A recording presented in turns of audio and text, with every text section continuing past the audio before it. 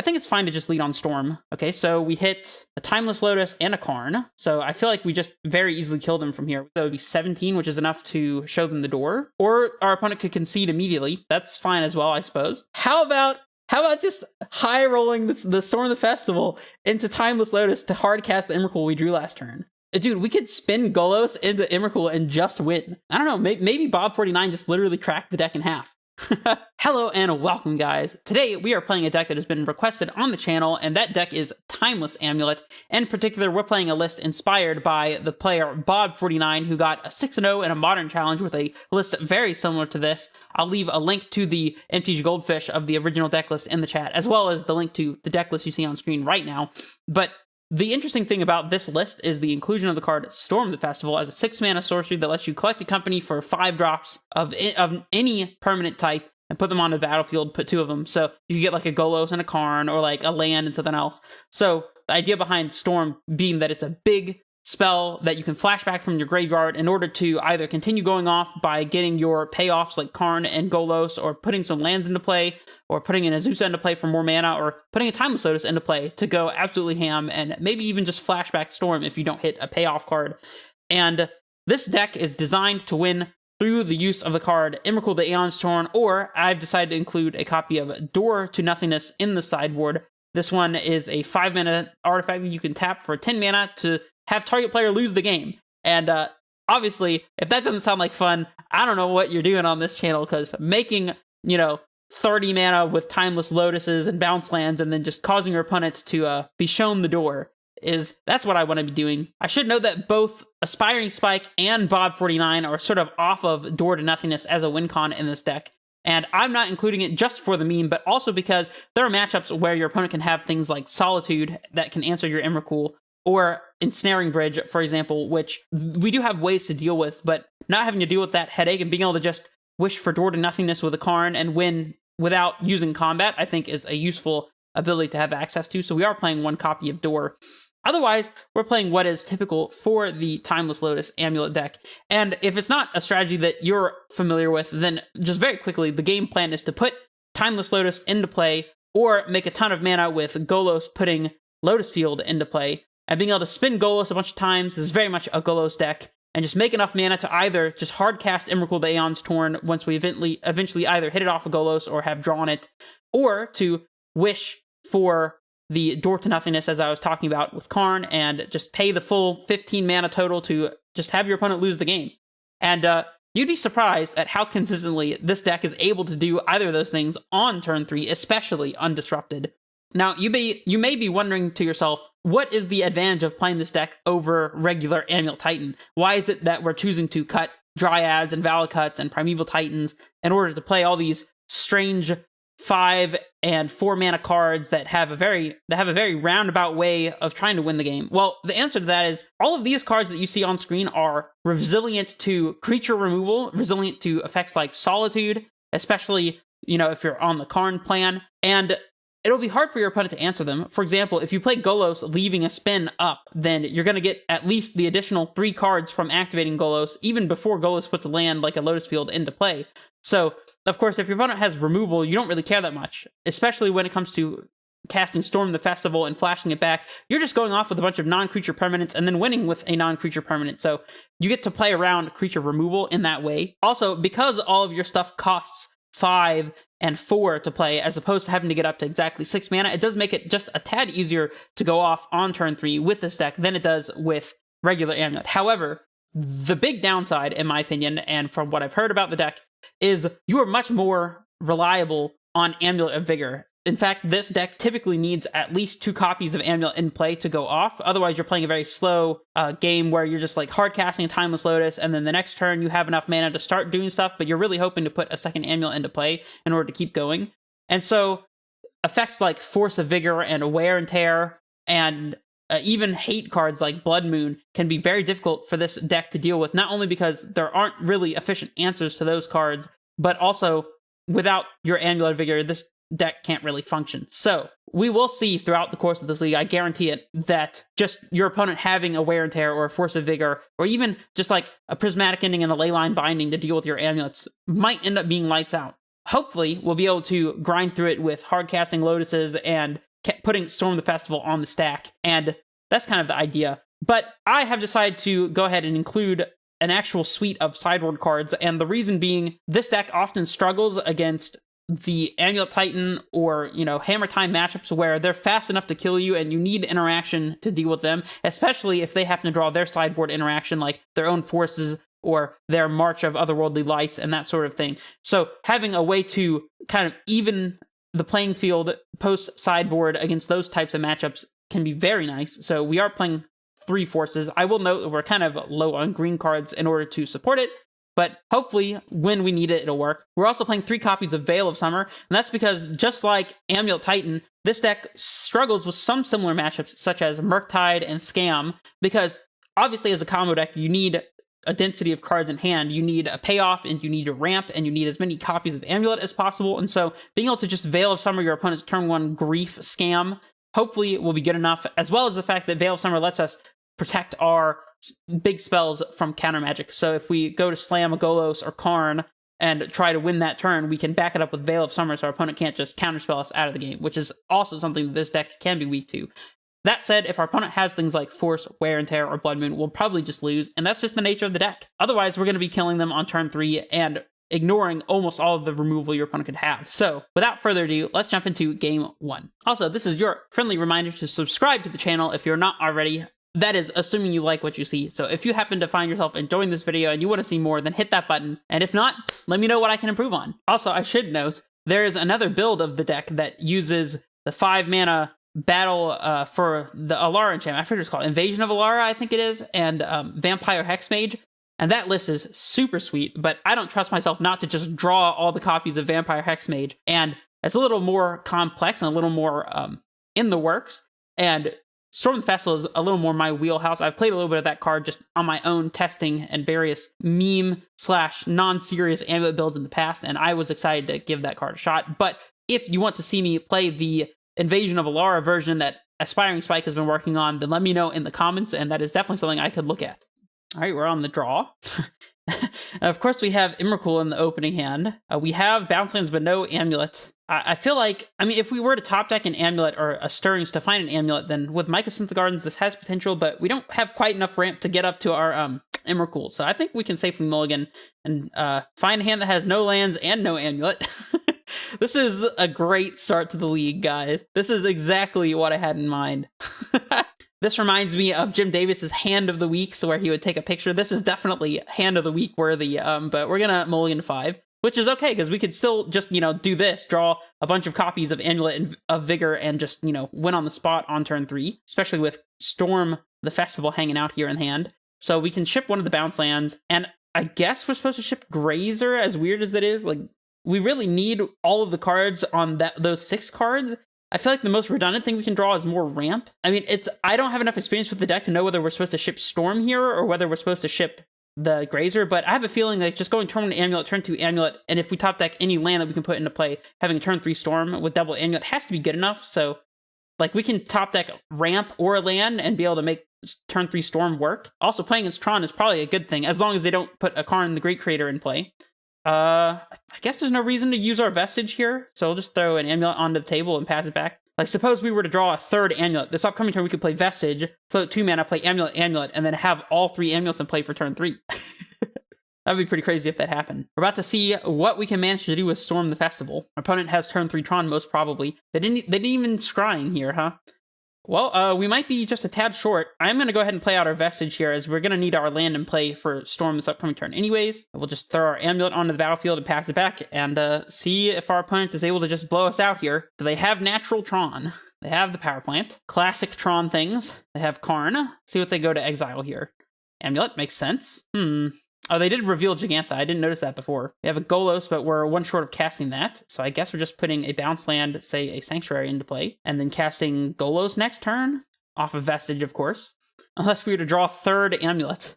Then we could play Storm and go from there. Of course, they exile another thing with their Karn. Exiling land as opposed to Amulet is interesting. Yeah, there's no way we're winning this game, so we'll scoop it up. Opponent's just better than us, I guess. That's cool. Well, against Tron, we'll bring in the extra Boseiju and cut, honestly, maybe just a basic forest. Just send it back. No other changes needed. We could potentially bring in like Force, but honestly, I think we're just trying to kill them on turn 3. So let's not mulligan to 5 and not have them have natural turn 3 Tron with literally no effort whatsoever and double Karn liberated. What a curve. Also, I guess for what it's worth, our Karns actually shut off a lot of their little tiny artifacts, their spheres and stars and maps and stuff. So the fact that we play Karn the Great Creator is actually probably pretty annoying to their game plan as well. They also don't know that we're playing Timeless Amulet as opposed to just like a normal amulettitan list. I don't know if that makes any difference. I doubt they sideboard any differently here.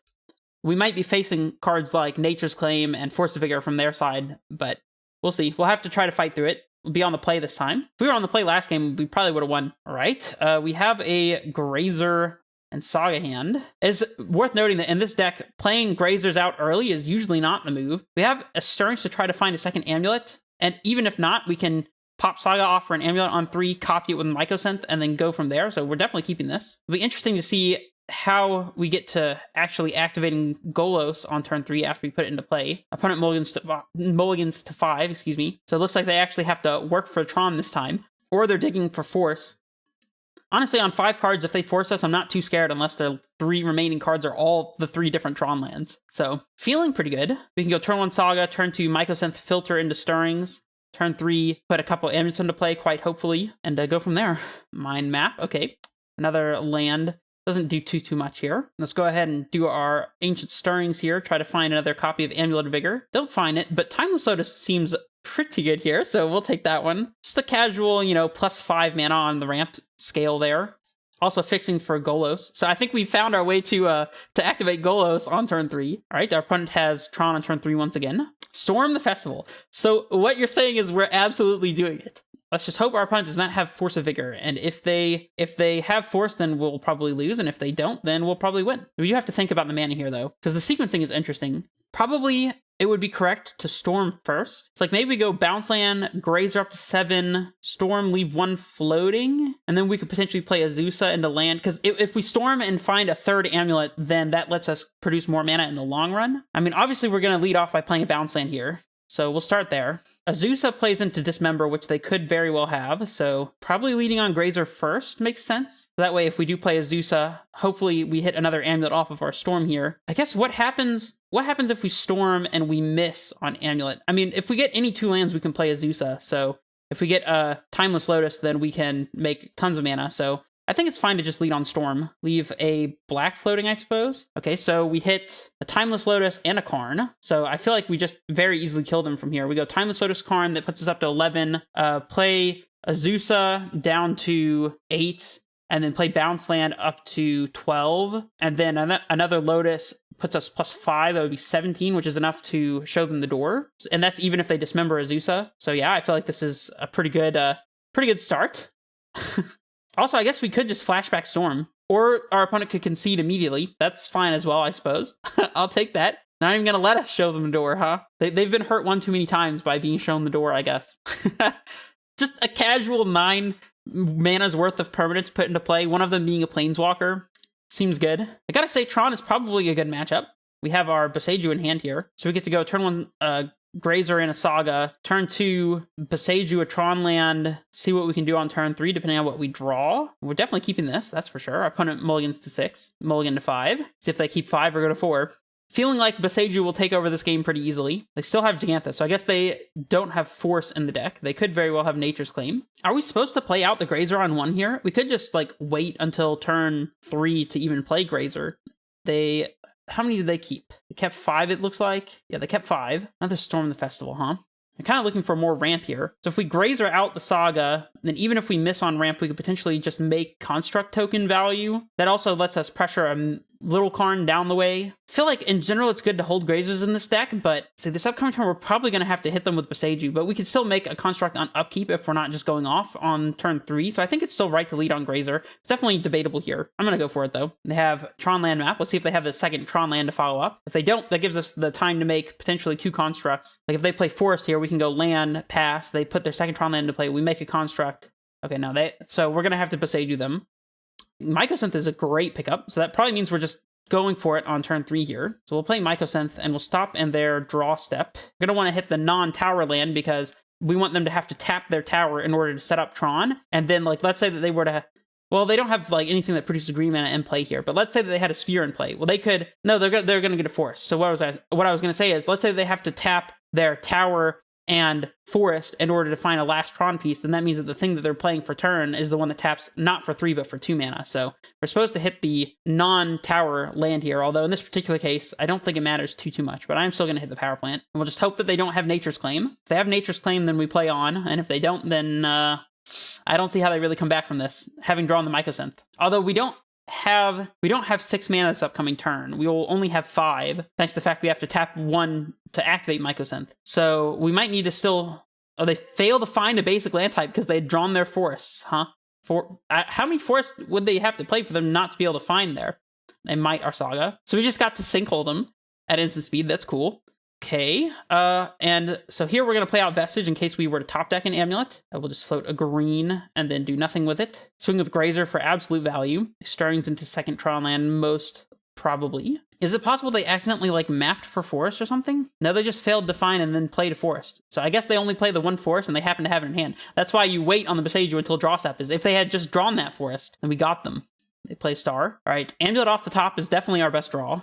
Let's just play Golos at least, I suppose. Mycosynth. If we want to play Golos this upcoming turn, we have to play Bounce Land here. Man, our opponent just killed our Saga with Might, and now we're just like super far behind. This is basically what I was saying about the, you know, having to face any number of interaction spells. Guess we'll play Gruul Turf and pick up the Vestige here because we don't really have a choice if we're going to play Golos this upcoming turn. We can still play Amulet into Golos off of the Vestige anyways if we were to draw Amulet, although I don't know what Golos just by itself is doing on this board. It's also worth noting that we don't have Cascading Cataracts to easily make Wooburg mana for Golos, so I think that's one of the quirks of the Bob 49 list. Our opponent does not have Tron, but they do have Karn the Great Creator, which is a problem. It means we can't activate Golos or tap our Timeless Lotuses for mana.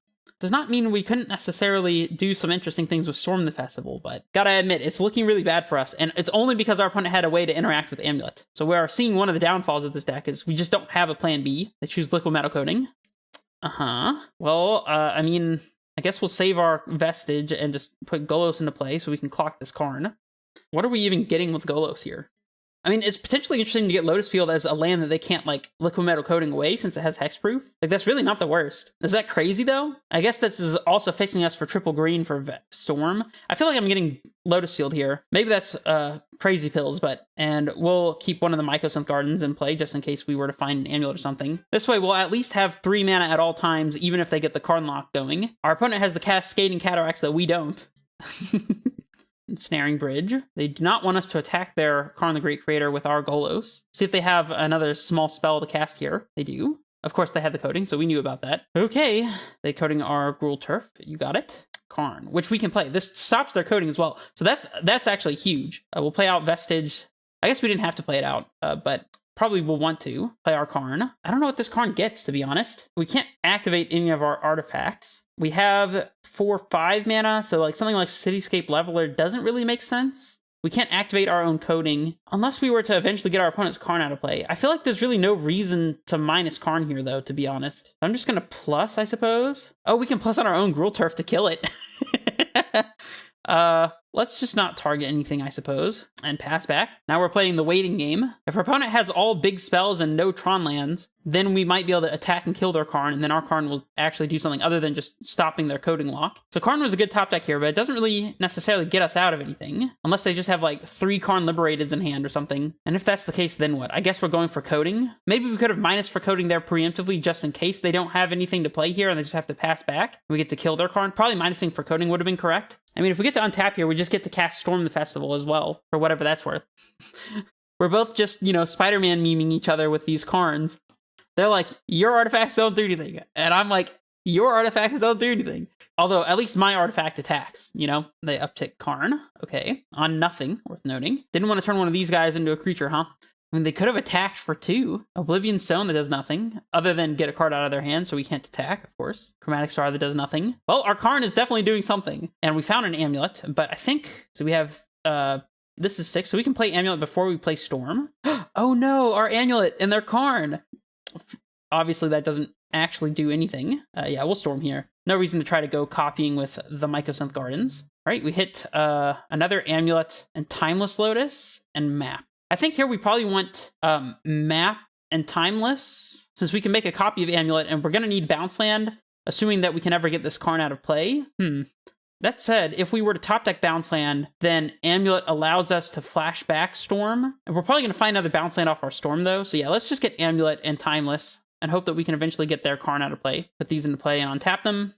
Always yielding to Amulet, not a great idea in this spot. We're going to go ahead and minus our Karn for coding now, which we probably should have done last turn, but that's all right. We'll get the coding, pass back to them. We are getting to the point where just being able to cast Cityscape Leveler might be a reasonable option as well. Once we resolve the second Storm, we'll probably end up having enough mana in play, assuming we hit Bounce Land, to just cast Cityscape Leveler. So and by that point, we can kill their Karn and start activating our own artifacts and stuff, spinning Golos. So we might have found a way to get out of this, especially since our opponent doesn't have another Tron land. There's the Bounce Land, so I guess we're going to minus for Cityscape Leveler. Why would I have to always yield to Karn's minus ability? It doesn't make any sense, right? We'll get the Leveler here. We'll play Rot Farm. And we'll just pick up the Rot Farm here. I guess we could have made a copy of Amulet before doing this, but that's all right. I just want to cast this Leveler and get their Karn out of play and unlock our mana. It's possible there was something more efficient we could have done here, but it's like 7, 8, 9, 10. So we'll play Coding first, and then Leveler will kill their Karn, for sure. They have a Power Stone. Oh, no. I guess potentially we could have killed the bridge as well, but we'll get there eventually. And then on their upkeep, we'll coding a Tron land, I guess. We'll coding their tower. Is this the one that taps for the most? Could also coding Forest, so they can't, like, Sylvan Scrying for a Tron land. Probably coding Forest was better, but they have another Karn. Okay, well, punished for not hitting bridge, I guess. They uptick Karn. Well, I guess we're going to make a copy of Amulet and go for Storm the Festival once again. Not really sure what we're looking to find here, if I'm being completely honest, but let's just play Rot Farm. And I think I want to go for the Flashback from the Graveyard, so I feel like that one's more vulnerable to an interaction our opponent could have. And since we already have a Bounce in hand, I'm just going to pick up Vestige and try to make some mana development here. Use Black Floating, I guess. Actually, we have to use all of this. We'll do it this way. I guess we're just getting it. I mean, there's no reason to get another Lotus because it'll just die. So I guess we just put Grazer Sanctuary into play. All right, we want to stack the Bounce first, and then the Amulets, and then our Grazer, and we can just put in Vestige and then pick up Vestige. We probably have enough mana to go for another Storm the Festival for whatever that's worth. I'm not really sure what it is that we're looking for here, though, if I'm being completely honest. Pick up the Vestige. Minusing Karn doesn't seem great here, unless we were to find exactly another Karn, but this would give them a window to, like, pop Star and stuff, so I feel like we're not supposed to do that. It's just uptick on their Power Stone, I guess, just in case we were to find a Karn off of this Storm, and we'll cast our Storm from hand. We found Boseiju, so we'll put Boseiju Bounce Land in play, and this way we can Boseiju a Tron land, I guess, or the bridge. Yeah, we'll put these two in play for sure. Float some mana, pick up our Boseiju their bridge, attack down their Karn, and go from there. And they scoop it up. Okay, that was a convoluted game. I didn't think we were going to win that, but anyways, we are 1-0, and let's jump in here for match 2. Well, I gotta say, I was not anticipating actually winning that match, but I'm still definitely stumbling my way through the deck here. I don't fully know how to sequence everything correctly just yet. I'm trying to figure out the plays as we go, but all right, we're on the play this time, which I am a huge fan of. We have a Starings to try to find an Amulet. We have a Bounce, and we have multiple ramp sources here. We kind of still need a second Amulet for this hand to really go off, but it definitely has the potential. I feel like it's possible we can mulligan into a hand with Saga Amulet that really goes off on turn 3, but there's definitely a risk associated with mulliganing and then not getting a playable hand and having to mulligan again. And I really don't have a feel for how well this deck mulligans exactly. Because, I feel like most people would probably snap this off as a keep, because you could Starings into a Saga and, try to go off on turn 4 or something, and we could always just draw an Amulet or a Mycosynth or something off the top.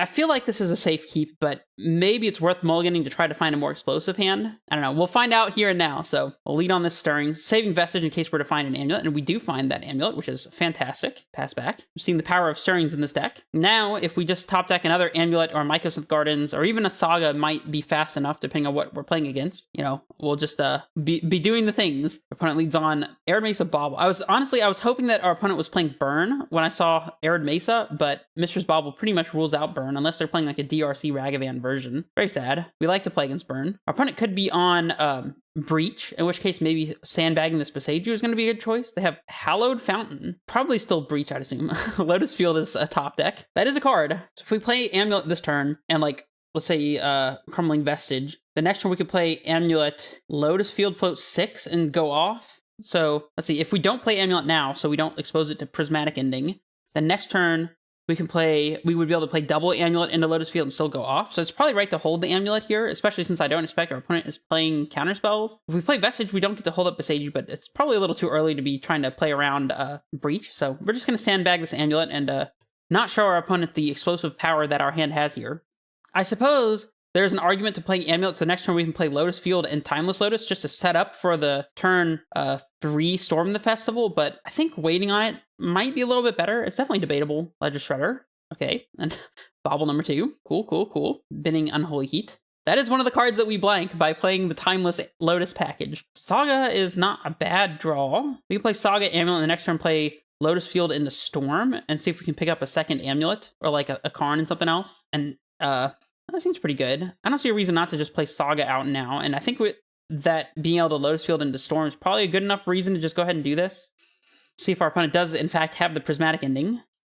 Obviously, our best top deck would be a second copy of Amulet of Vigor, especially assuming they don't deal with the first one. I don't know if it's right to play Timeless Lotus before playing Storm the Festival or after. Kind of debatable. They have Teferi to bounce Saga.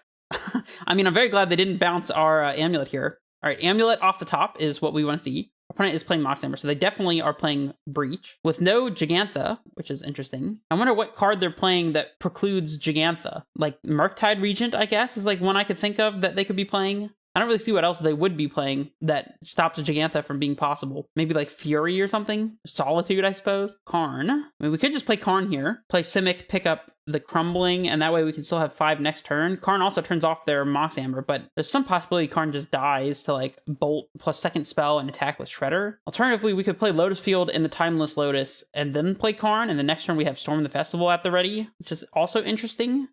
Getting our Timeless Lotus out now does play around Spell Pierce, which they probably could play. Although, then playing Storm into Spell Pierce gets worse. I feel like if we play Karn out, though, they're going to be forced to like commit more to the board. And turning off their Mox Amber is probably good here. Question is, do we play the Timeless Lotus first or not? Because we could play Simic, Karn, and just go from there. In fact, we can plus on their Mox Amber and kill it. And then next turn, we have Lotus Field into Storm if we leave the Simic in play by playing Lotus Field. Then we have to sack our other 2 lands. I don't know. It's interesting. Or we could just play Lotus Field now. I feel like waiting on Lotus Field is going to be marginally better. The question is, do we pick up the Bounce Land or the Crumbling Vestige here? I think we want Bounce Land in hand, and we're probably going to end up sacrificing the 2 lands to Lotus Field anyway, so I'm just going to go ahead and pick up the Simic here. We'll get rid of that Mox Amber right there and pass back to our opponent. No Breach shenanigans for you. We'll see if they have the Bolt plus second spell and then attack. If they just make a Construct here, then not feeling too bad. We can always minus Karn next turn for something to do. We have Ballista potentially, or Explosives on 2 actually is kind of interesting. We could also Stone Brain, like Underworld Breach or something if we're afraid of Breach. Although we have Boseiju for Breach if we want to play around that, so it's going to be interesting. They have Grinding Station, which does nothing against our Karn. They could have the Bolt here. They could be playing Grinding Station into Bolt and then attack Karn to deal with it, which would not be ideal. They plus Teferi. Is this Prismatic Ending for Amulet? That would be bad. That would also punish us for picking up Growth Chamber. Although I feel like if they had Prismatic Ending, they would have cast it already, so they probably would have top decked this Prismatic Ending if it is a Prismatic Ending that they're trying to cast. If they have the Bolt, they have Heat. It only does 2 damage, unless they Delirium here with the Shredder, I suppose. Okay, so they been a Breach for Delirium, which I'm pretty okay with, actually. I don't think they know about the Boseiju. I could be wrong, but I don't think we ever played it out. So no card targets anymore. Might be about time to just go ahead and play out this Timeless Lotus.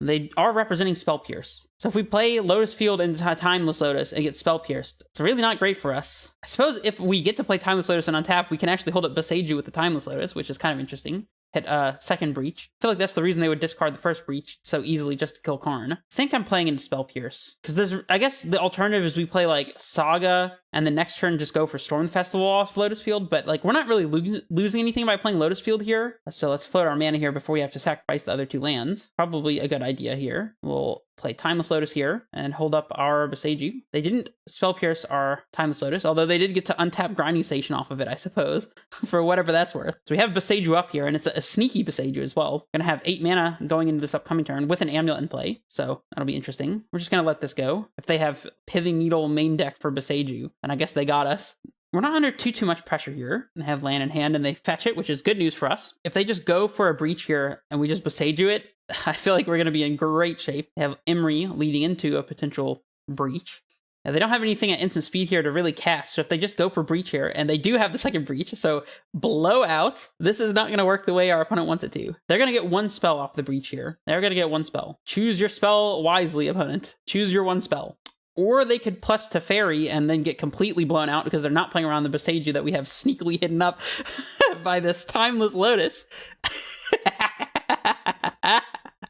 Oh my gosh, that's hilarious. That is so funny. Yeah, I'll just, for free take out your Underworld Breach that got you 0 value. Cool. We like that. And our opponent is passing through. No attacks with a Shredder either. Okay, Amulet. Hey, no way. No freaking way. This is going to be sick. And we're not going to play our land drop yet because we can get extra mana with Growth Chamber if we happen to hit another couple amulets or something. So we're just going to go straight for the Storm. Leave a black floating because maybe it's right to be leaving a different like white or blue floating because we have more rot farms in the deck than other bounce lands, I suppose, but it's probably pretty minimal. We hit Golos and Azusa for mana. So if we go Golos for Lotus Field, we can float white and red and then play Growth Chamber for turn and spin Golos. I guess we just get the Azusa in play for extra mana. We'll do this. Although if we put Lotus into play right now, we'll have to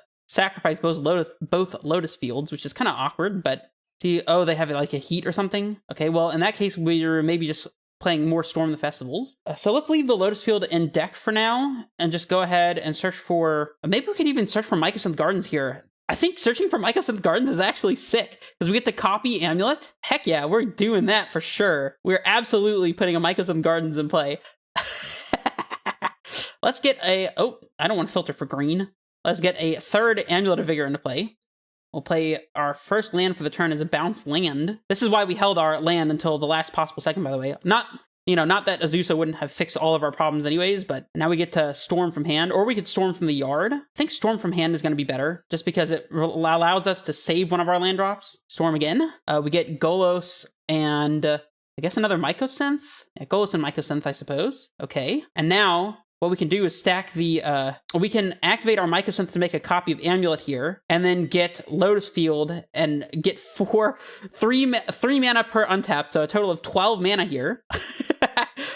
I think this counts as doing it. I think this definitely counts as doing it, and we can either spin Golos or Storm here. I'm glad we left the Lotus in field, or in deck. We want to stack the Lotus first, and then these amulets. This is pretty absurd, not gonna lie. Definitely need to float green as... actually, no we don't. We still have land drop remaining. I'll still float... No, we need black for sure. Yeah, so this is fine. Sack these two, play Growth Chamber, spin Golos. 4 amulets. That seems pretty reasonable to me, All right, before we make another land drop, let's just go ahead and spin. Bang. And we hit Golos, land. Kind of want to go Storming the Festival once again, to be honest. Maybe that's wrong, though. Maybe we're supposed to spin Golos while we have the mana. Free cards are free cards. Let's just keep doing that. We still have another Golos spin left if we don't hit. I think now we're going to Storm the Festival into another Golos spin. We just have infinite mana here. We just need to find a way to get our Emrakul into play. Maybe it's right to cast another Golos here for free off of our Golos spin before we do anything else, just to thin a card from our deck. But I'm going to wait on that. Let's just go ahead and Storm, I suppose. We don't want to use all of our blue, I suppose. Actually, I guess we have to. We'll use our other green. See what Storm hits us. Map and Rot Farm. I guess we'll take a Rot Farm and Forest and just float a ton more mana. Try to get to Golos spinning as fast as possible. Oh, I thought that the Forest would enter tapped. I keep forgetting that the Storm doesn't force everything to enter tapped like things like that usually would. So Forest maybe not the best choice here, but that's all right. At least we get to keep a land in play now. We can start making mana progress. We have another Storm to cast. I guess we'll do that before we do anything. This is going to use all of our mana though. We don't have another land drop floating, so let's just play a Grazer, I suppose. So we have 4, 5, 6, 7, 8, 9, 10, 11, and Storm is 10 to flashback, so we can leave a green floating and then Grazer after Storm probably, or we could just spin Golos. I think we're supposed to just spin Golos here, to be honest. Use our black. No Emrakul. We did find a free Storm and a Timeless Lotus. Dude, we're definitely going to get there. All right, let's cast this Storm for free. See if we can find another amulet. Oh, there's Karn. Okay, so now we just win with the door. Okay, yeah, so now we just killed him with the door since we have the Timeless Lotus in the exile. And our opponent scoops it up. Cool. Well, it took a while to get there. I don't know if it matters doing everything as fast as possible or trying to do it as efficiently as possible. I'm still trying to learn all the lines with this deck. All right, so against a Breach, force hitting Saga and Underworld Breach is interesting. They do have Teferi to stop that. Boseju's obviously pretty good. Spell Pierce is really good against us, but there's not much we can do. Like, it's not like it makes sense to cut Explorers for Spell Pierce specifically. I don't think that force is bad. Like, hitting Saga and Breach is relevant, but maybe it's not good enough. I feel like we just bring in Boseju, trim a forest, and call it a day. Once again, we're not expecting Blood Moon out of them. I suppose if we see more things that we want to force a Vigor than just like Saga and Breach, then maybe bring in Forces matters. But I mean, honestly, I'm just on the submit train, so maybe if they have like Damping Sphere or something crazy like that. I mean, even then they can just get it back with Imri, so it's possible that over Veils we could be playing Dismembers, because obviously Dismember would be pretty good here. This hand is interesting. Any land lets us cast a turn 1 Amulet, and we have Stirrings to dig for another, plus Grazer as ramp into a potential Timeless Lotus. Like, we have payoffs. This is definitely a risky one, though. I kind of feel like we should keep this, actually, but let's see. How many lands do we play? So we have Vestige. So we have 17 total, no, not 17, 15 total, like, lands that we actually want to draw here. So let me do some hypergeometric calculation. All right, I have pulled up the StatTrek hypergeometric calculation tool in order to determine this. So if we keep this, we'll have 53 cards in deck. So that's going to be our population size. There's 53 cards that we can draw from. And we have 15 successes, 15 lands we'd actually want to draw. And let's say we need to draw them in our first 2 draws, and we want to see at least one of those lands. What are our odds? 48%. The X equals 1 or greater. So this is the chance that we draw 1 or more of those lands that we're looking for. We are less than 50% to actually draw the land we're looking for, and I generally look for about 80%. So I think that's a little too on the light side here. So we'll mulligan that. And this hand is awkward. This hand's real awkward. Because I guess we could go Mycosynth into Simic, into Mycosynth Azusa. I don't know. This hand's not really going anywhere. We need an Amulet. I'm just going to mulligan it. Man, these hands are not great. I guess we have Stirrings to try to find an Amulet. We have way too many payoffs here. We're going to keep this. Bottom of Golos and bottom... Honestly, with the Timeless Lotus, I feel like I'm just bottoming Karn here, as we're going to try to spin Golos and see what we can find. We really need to hit an Amulet off of this Ancient Stirrings, though. And for our opponent not to, interact with it at all. Another Ancient Stirring is actually not bad at all. We'll go ahead and play this, see if our opponent Spell Pierces it. Aha, we found an Amulet. Now, again, it's worth noting that our opponent could have Spell Pierce or Prismatic Ending, so sandbagging this Amulet as long as possible is probably going to be the play. Definitely not just running it out to have an untapped Sanctuary on turn 2 or some nonsense like that. We might be Stirringsing for like a Mycosynth Gardens or Saga this upcoming turn. They fetch for a white source. Feels a little fishy, huh? Could be a Prismatic Ending. Red and a color. Oh, Dashing Ragavan, okay. Honestly, I kind of forgot that Ragavan is a card they play. I don't know how much it matters against us. It's also kind of funny that Karn will shut off their treasure tokens, or whatever that's worth. Oh, Crumbling Vestige. We would have liked to draw that one. That would have been a pretty good draw. Azusa. I think I'm leading on Stirrings here. We're just going to try to find our Mycosynth Gardens.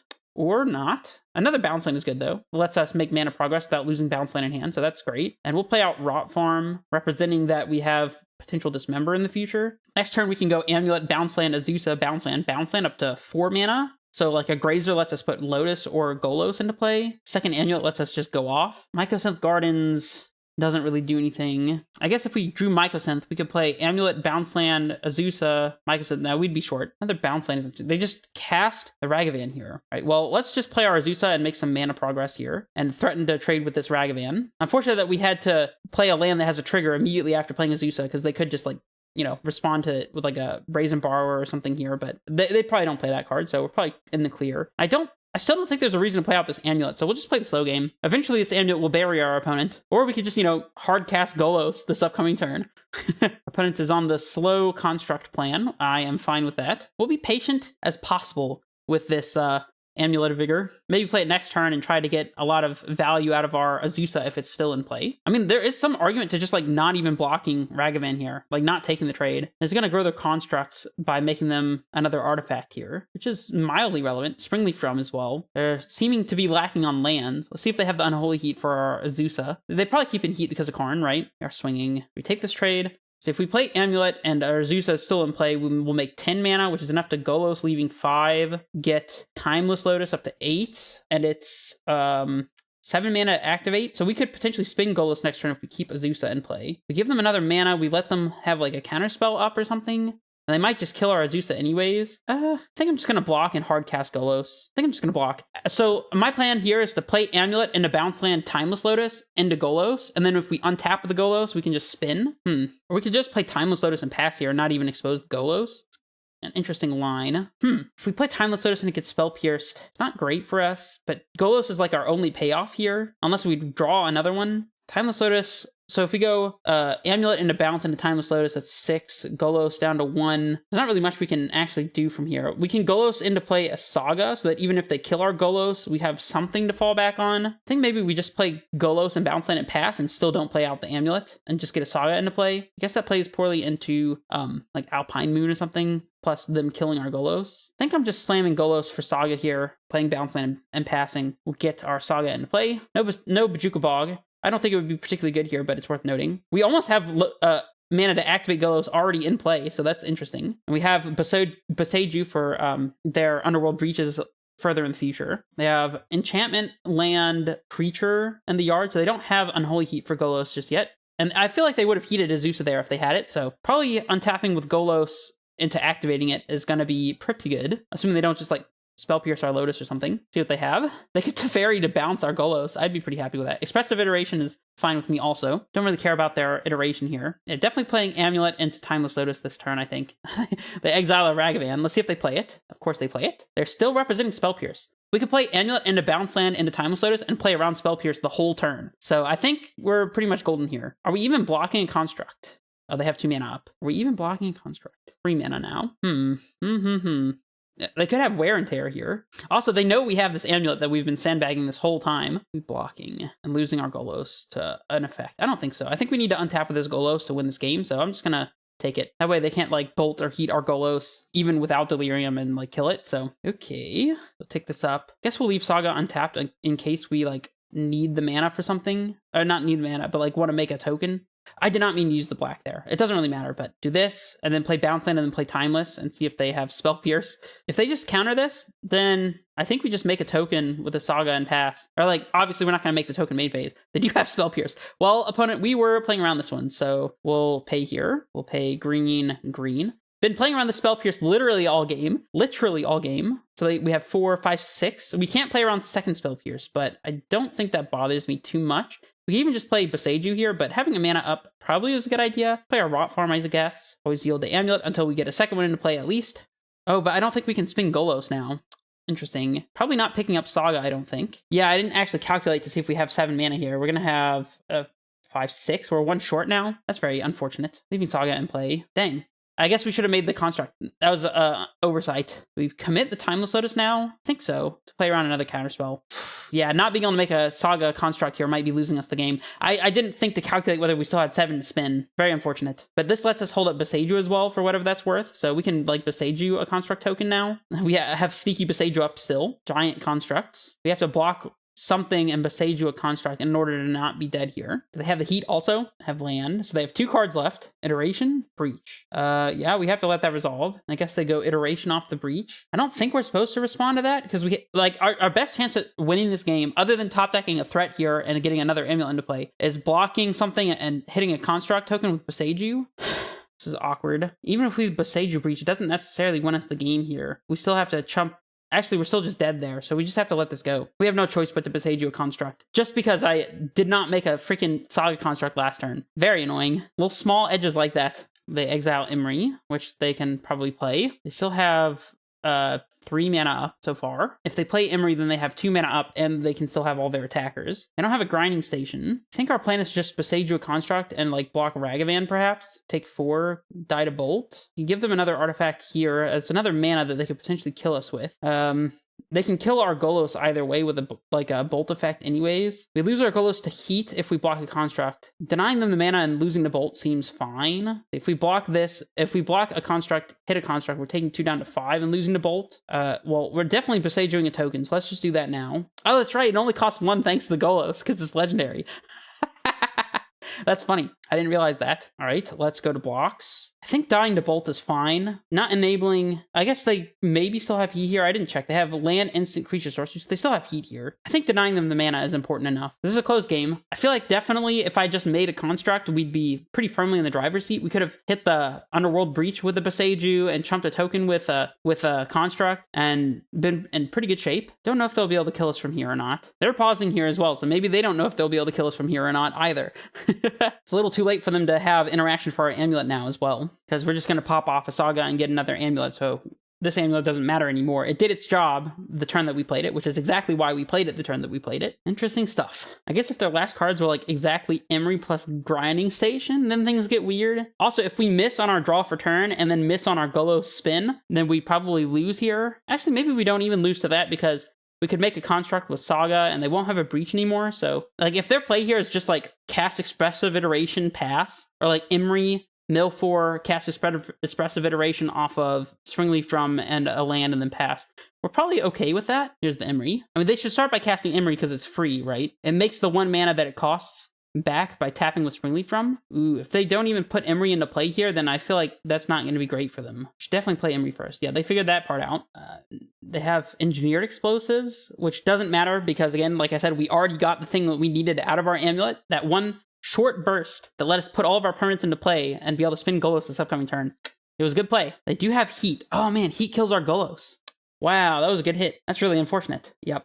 Dang it. They had to hit Heat off of the stupid Emery. Yeah, if we had made a construct, this game would have been so different. Because we could have hit the breach with our Boseiju instead and chumped a token. Yeah, now the second amulet could have mattered. We could still top deck something like and go from here, but like we still have live draws, I think. A Karn for Explosives on 0, that would be pretty good. Storm the Festival would still be good. I guess like the absolute best draw is Storm the Festival into Karn and something else. They play Explosives on 1, no way to pop it. That's just playing into Karn. All right, Karn off the top, or Storm or something. Grazer. That does nothing. Guess we'll make a token here. I guess Grazer does block for whatever that's worth. We could get Map for Saga here, which is not the worst plan. I think it's better than getting a random amulet at this point. So we'll map for Saga, I guess. Would like to have been able to get a Bajuka Bog, but that's all right. Play Saga, play Grazer. No reason to put a land into play and pass it back to our opponent. I guess Grazer just dies to Explosives, but that's all right. We're doing something. It's not a lot of something, but we are doing it. Our opponent doesn't have anything to cast with Emery. I guess they could loop Engineered Explosives. Doesn't really accomplish much for them. They could loop Bobble. They're tapping Emery for mana? That's really weird. I don't get that at all. Are they going to bounce their own Emery, I guess? They bounce Construct, pop Explosive, and we're dead. Okay.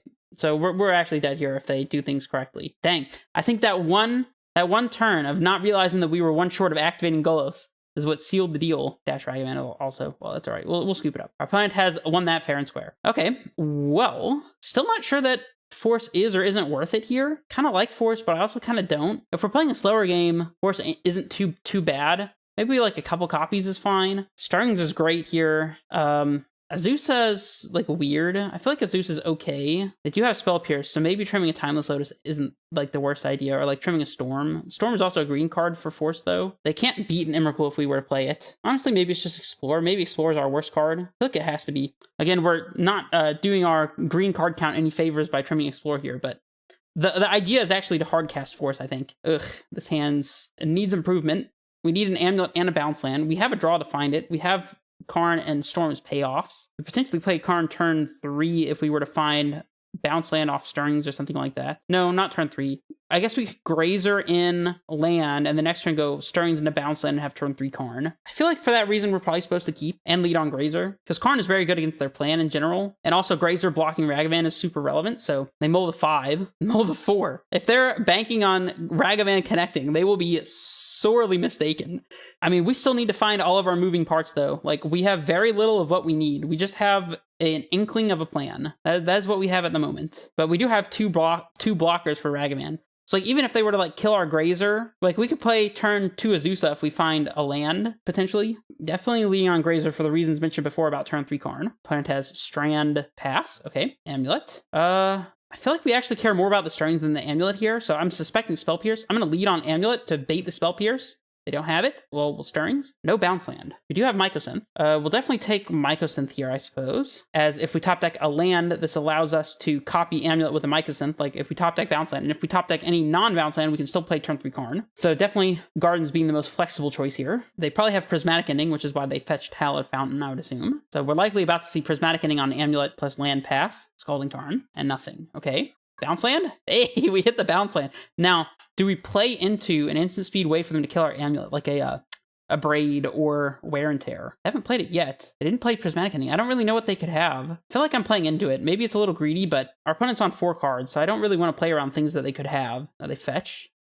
getting got, I suppose. Do they have a braid or wear? They probably do have wear. They're going to cast the 2-mana side. Unfortunate. It's all right, though. Ultimately, this amulet doesn't really matter that much, so now we'll just play Bounce Land, pick up Boseiju, I guess, so we can play around Underworld Breach, and we'll just slam Karn this upcoming turn. Just doing it the fair way.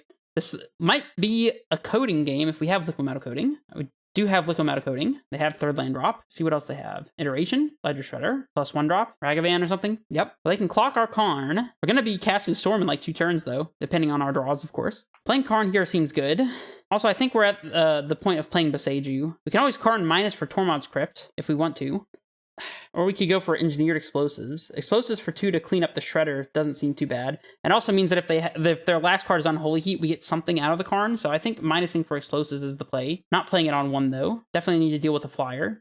We could actually copy our Explosives with Mycosynth Gardens to have an Explosives on 0 also, for whatever that's worth. Clean up some Saga tokens if they happen to draw a Saga. Could be relevant. Although probably just having the Mycosynth Gardens as a land here is going to be better. So it's actually good that they abraded our Amulet there, or they wear and tear our Amulet, because now we have an extra land in play for hard cast and Storm the Festival, you see? It was all part of our big brain strat. I only have 7 minutes on the clock, though, and I'm not convinced that I have the ability to successfully combo out with this deck in 7 minutes, because I don't know all the best lines. Generally, the best lines are the ones that leave Wooburg floating, if at all possible, but we're very far away from just comboing here. And they did find the heat, so we got rewarded for just minusing immediately for Explosives. And they have the Saga too, so copying with our Mycosynth might be worth it. Pithing Needle, huh? Wonder if they just name Explosives here. Because they can heat our Karn and attack with both creatures at Karn and kill it, so they probably just Pithing Needle Explosives, I'd assume. Man, this is like the perfect sequence against what we have. We can still just top deck a land and Storm the Festival and go from there. But this is like an insanely good sequence. Named They named Timeless Lotus? Opponent, it says, unless they're mana abilities. Timeless Lotus does nothing but tap for mana. What are you talking about? Block. Actually, there's really no reason to block here at all since they did heat our Karn, so we'll just, like, be fine. We're chilling. They named Timeless Lotus. We found Bounce Land, so we can go Azusa into Explosives on 2 and pop it, which is definitely my plan. Play Sanctuary first to play around Removal Spell. Pick up a Boseiju, but I think we're just playing it out anyways. Oh, we can't Explosives on 2 and pop it if... because we're going to be 1 short. We can Explosives on 1 and pop it. I think we care more about the Shredder, though. Dang it. Let's go Azusa into Boseiju pass. We can just hold up Boseiju for them top decking the enchantment. I mean, it doesn't really do anything right now anyways. Let's just pass. We can decide what we need to do after seeing what our opponent has. We could actually Boseiju Saga here, I suppose. Maybe Boseijuing Saga is the best plan. This way we don't get constructed out of the game. Probably doing this not during their main phase would have been fine. We're giving them an extra colorless mana here for whatever it's worth, but, you know. You did not top deck Underworld Breach, opponent. You just didn't do it. Bobble. Okay, that's fine. So now we get to play Storm the Festival and go from there. Or we get to just Explosives on 2 and pop it. Or Explosives on 2 and hold up. Definitely trading with this Ragavan every day. Definitely trading with this Ragavan. That Azusa was doing nothing, so they bobble us now. See what we draw. Ancient Stirrings. Now, let's just Storm right now. High roll a Karn. A Timeless Lotus, but they've Pithing Needled it. What can we possibly do? Let's go Timeless Lotus map so we can get a Saga into play potentially and just start doing the things. Our opponent's going to learn the hard way that Pithing Needle naming Timeless Lotus doesn't do anything. Now we want to play Explosives on 2 and hold it up for a breach. Especially with double Shredder. Explosives on 2 is definitely the play. Springleaf Drum does nothing. Feeling good about this.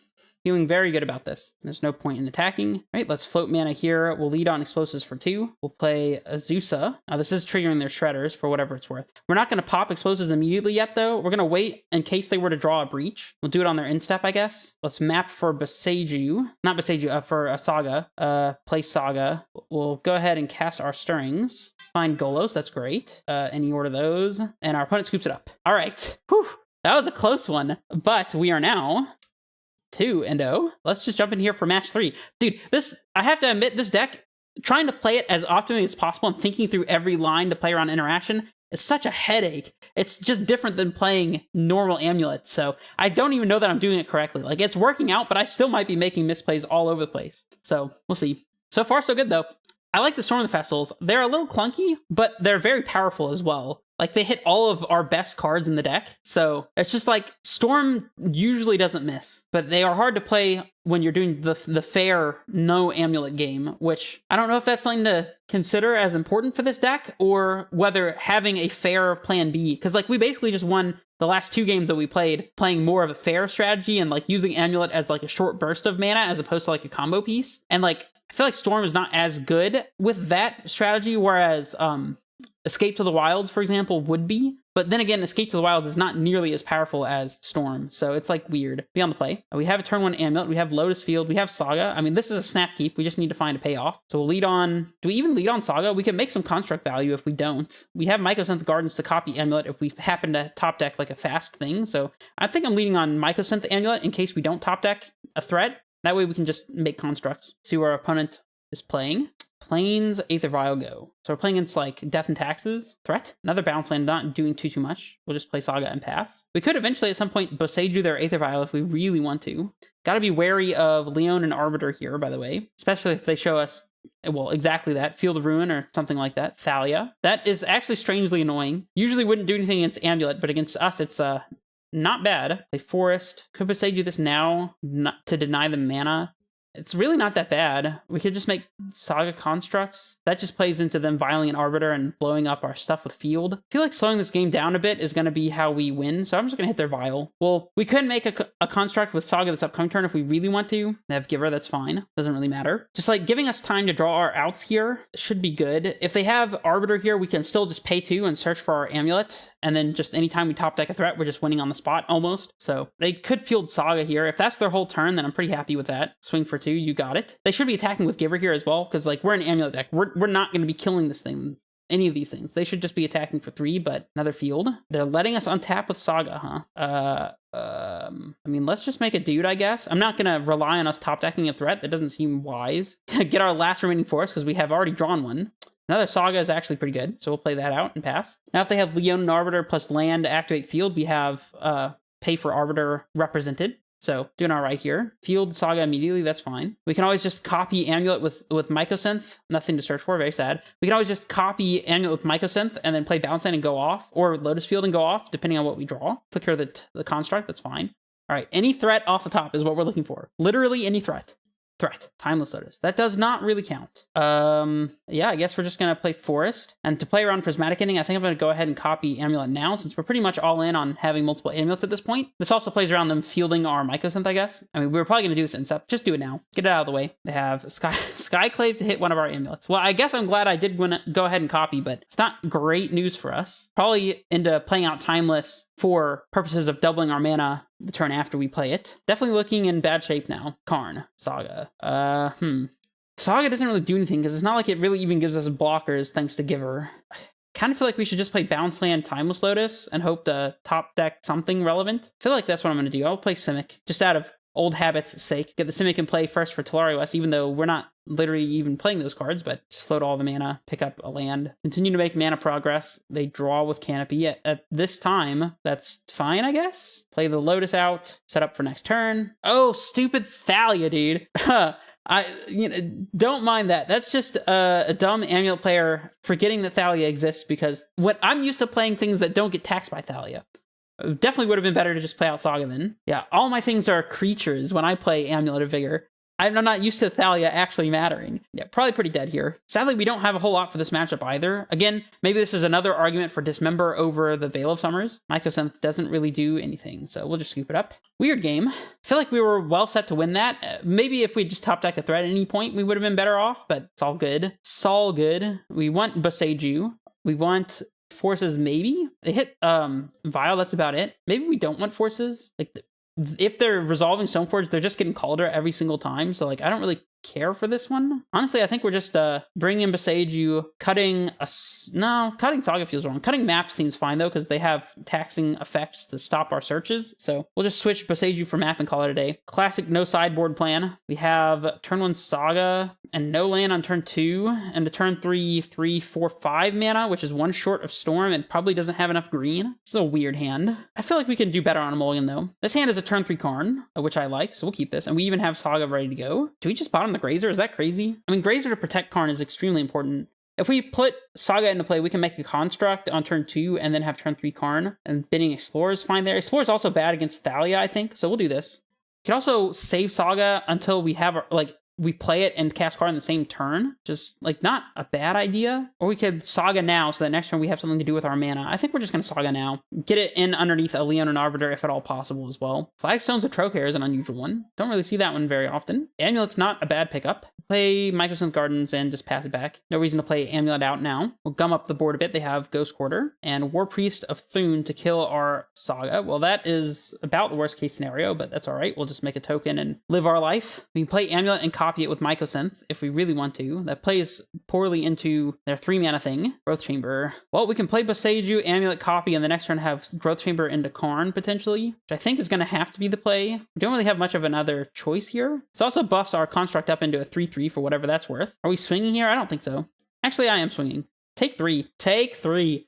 There's no reason not to swing because we can always just block with Grazer. And if for some reason we can't block with Grazer, I literally don't care. They have Prismatic Ending for an Amulet, I guess. They're Ghost Quartering their own Flagstones for mana ramp. Okay. Or to fix their white, I guess. That's fine. Skyclave.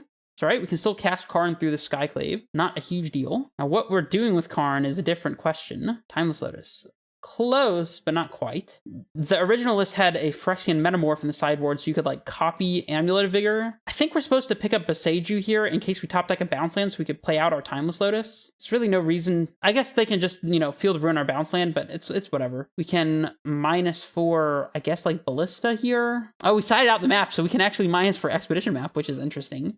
It's probably just Ballista, I would assume. They hit this, we top deck bounce land, we could play Ballista on 2. I don't know, maybe actually minusing for map so we can get another bounce land when they Field of Ruin this one is actually like a good play. I think I'm going for map, weirdly enough. And then if we need Ballista, we can get it next turn. Where did the map go? They all got rearranged. We can minus for our exiled Amulet. That's a thing that we can do. Now let's just get map. If I had realized we could minus for the Amulet, then maybe I would have kept bounce land in hand, but honestly, that just plays poorly into field, so we'll just take our map and go. We have a 2/2 to trade with one of their 2/2s. They play Arbiter. Ugh. That's not a good one for us. Although we can just minus for Ballista, play it on 2, and kill Arbiter immediately if we really want to. Golos. All right. I mean, we can't search this turn, so I guess we're just minusing for Ballista and playing it on 2. I don't see a problem with that. Say yes to this. Get Qualking Ballista. Play Ballista on 2, and we'll just play the slower game. We're playing for value here, and we can't let them untap with their field, so let's just ping this down now. Ephemerate? No! That completely destroys us here. We also lose Karn now. Gosh, Ephemerate is the worst possible case scenario. I wasn't thinking about Ephemerate. Goodness, that is just awful. Oh, they hit the Karn? Wouldn't it have been better to just, not even cast Ephemerate there? Because now we just have a 1/1. Okay, man, that is the worst possible thing that could have happened. It literally could not have gotten worse than that. Yeah, well, they just got to sinkhole us twice. I mean, we still, we're blocking all their creatures, so, it's not the worst thing. We'll just play our map here and hope we can do something. I don't know. Pass it back. We have a 3/3 construct. We're outclassing their blockers now. Bounce land would be a fine draw. We still not do anything with it just yet, but, okay, well, now nothing matters. Still, we have the board locked down. Land. Sure. We'll just take Emrakul, I guess. That's fine. Bounce land lets us map for a land here. Oh, never mind. Our opponent is Goddess Unlock. I will block that. Reach. This one has reach. Land. Or not. Okay. We're chilling. Not a care in the world. We're just riding it out. Dude, we were not getting rid of Arbiter at all. That was never going to happen. I mean, look at this. It was just never even meant to happen. This is kind of a bold attack by them.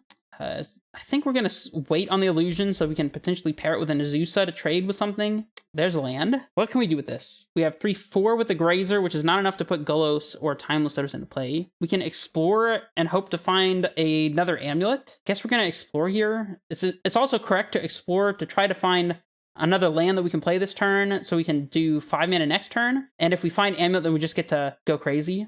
We found the land, so that's good. Let's play the Sanctuary that they know about. We're supposed to Grazer in the forest. We have an Amulet exiled. I think it's probably right here to go ahead and use up the Grazer. It also lets us start... Oh, wait, that's right. We can't do anything with the Archon in play, so we'll just pass. Our opponent wants to throw another Arbiter under the bus. I'm happy with that. Yeah, but now I just realized we can't Grazer into anything. Oh, don't Flicker Wisp my bounce land, you rude person.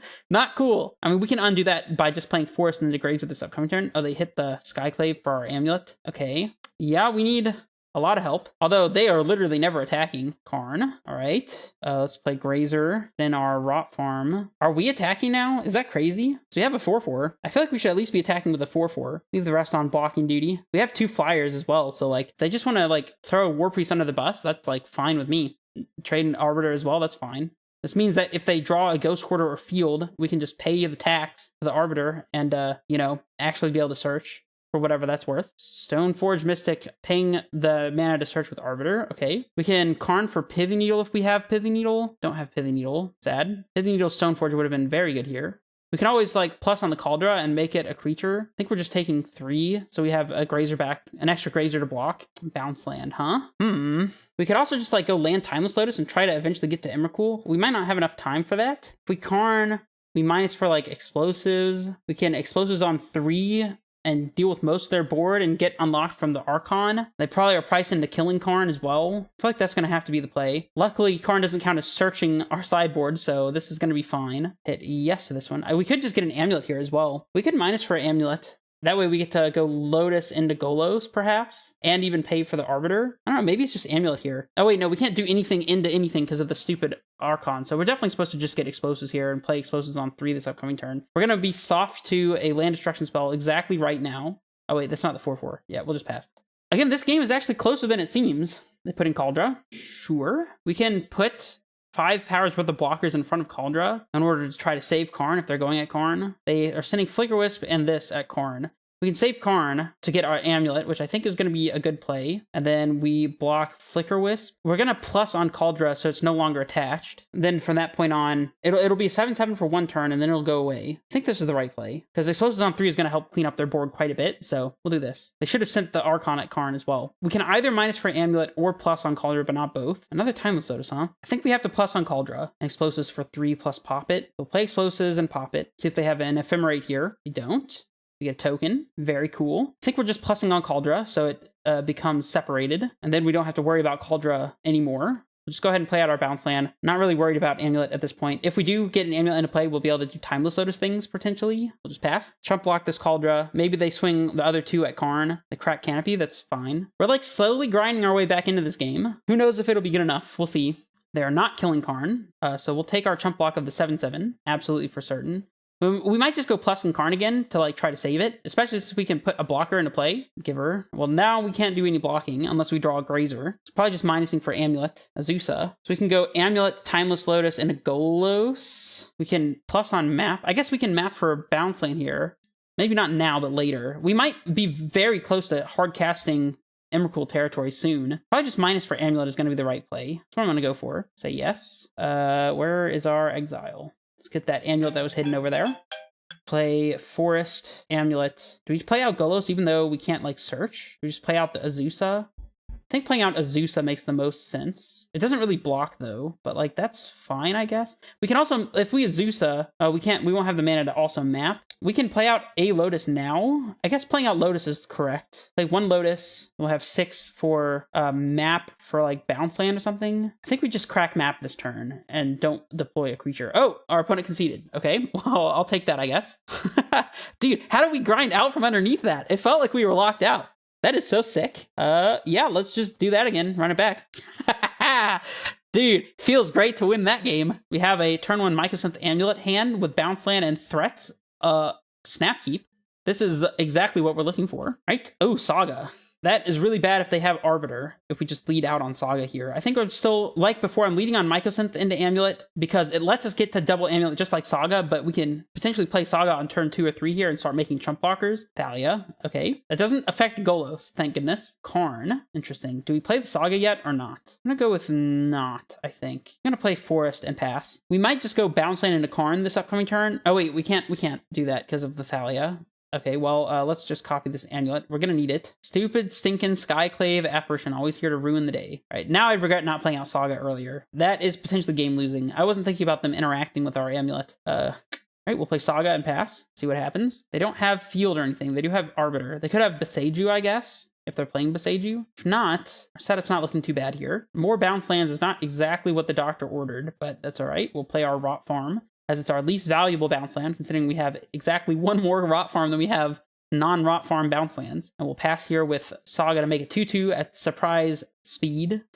Absolutely will surprise block and trade with an Arbiter if at all possible. Crack Canopy is fine. Restricting their mana is, in my opinion, good for us. So unless they just have mono lands in hand. Let's see if they attack into the 2/2. They do. Absolutely taking this chump block. It's not even a chump block. We're just straight up trading with the Arbiter if they don't remove our token. So it's definitely a beneficial trade for us. Well, I mean, I guess we got value out of waiting on the Saga so we could block something anyways. And they have to waste a stupid Solitude and Stoneforge Mythic on our construct.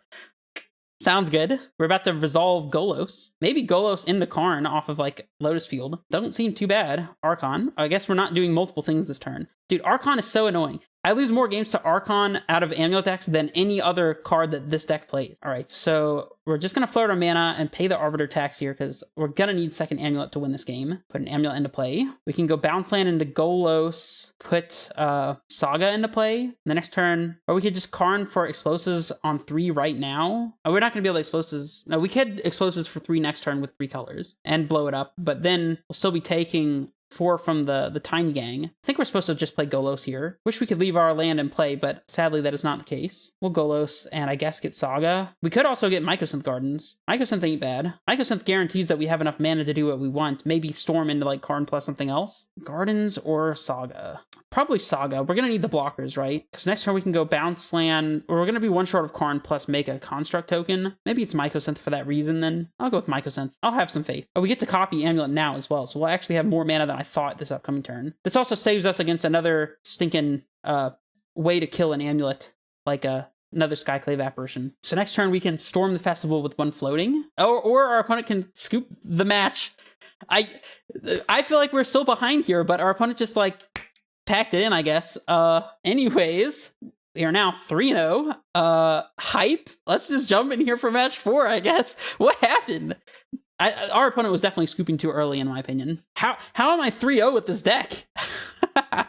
Through all this interaction, too. That's crazy. We did see more of Storm the Festival being kind of clunky in that game as well. I can't help but wonder if maybe Storm is just a little too clunky to be justifiable. Like, it's not bad, but, I mean, and also, to be fair, it is great for this deck to have extra threats to draw into, because when I play tested it before Storm the Festival was the thing, like, actually having things to win the game with, or, like, to find the things to win the game with was kind of difficult. Like, sometimes you would just, like, have all mana and fizzle and never find a threat, especially if your opponent had a way to deal with your Golos, like Unholy Heat or Solitude or something.